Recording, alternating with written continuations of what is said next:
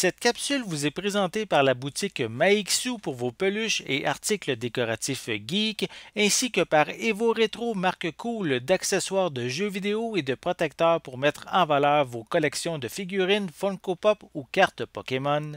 Bonjour, ici Jérôme pour Ciné Techno.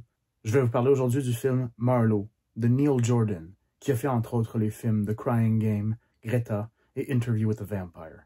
Le film est bien sûr à propos de Philip Marlowe, le détective fétiche de Raymond Chandler, qui a bien sûr été adapté plusieurs fois à l'écran, dont bien sûr avec Humphrey Bogart, entre autres. Cette version-ci met en vedette Liam Neeson dans le rôle de Philip Marlowe, qui bien sûr enquête pour découvrir qui a tué qui quoi, qui se passe. C'est un mystère. Le mystère lui-même est quand même correct. Ça me fait penser un petit peu aussi à Maigret qu'on avait dernièrement avec Gérard Depardieu, où on a un acteur d'une certaine renommée qui décide de camper un personnage classique pour meilleur et pour le pire, mais l'enquête elle-même laisse sur sa fin, et malheureusement, c'est le cas aussi de ce film-là.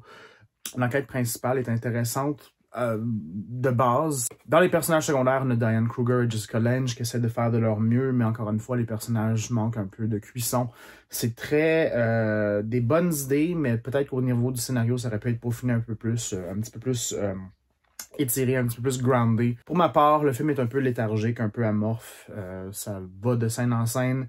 L'enquête principale n'est pas la meilleure de tous les temps. L'histoire aurait pu être plus intéressante. C'est basé sur The Black Eyed Blonde, qui est un roman de John Banville, qui a été autorisé à écrire des suites avec le personnage de Philip Marlowe par les descendants de Raymond Chandler.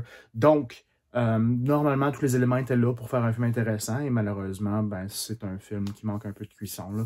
Je suis toujours intéressé par les films de Neil Jordan. Ils ont toujours quelque chose d'un peu intime, un petit peu personnel, mais à ce moment-ci, ça manque un peu à l'appel, cette espèce de besoin de raconter une histoire. Ça fait très, on avait besoin plutôt d'un chèque de paye que d'une histoire principale. Le film, malheureusement, je vais devoir lui donner une note relativement basse de 6 sur 10. En tout cas, c'était Jérôme pour Ciné Techno, et on se revoit très bientôt.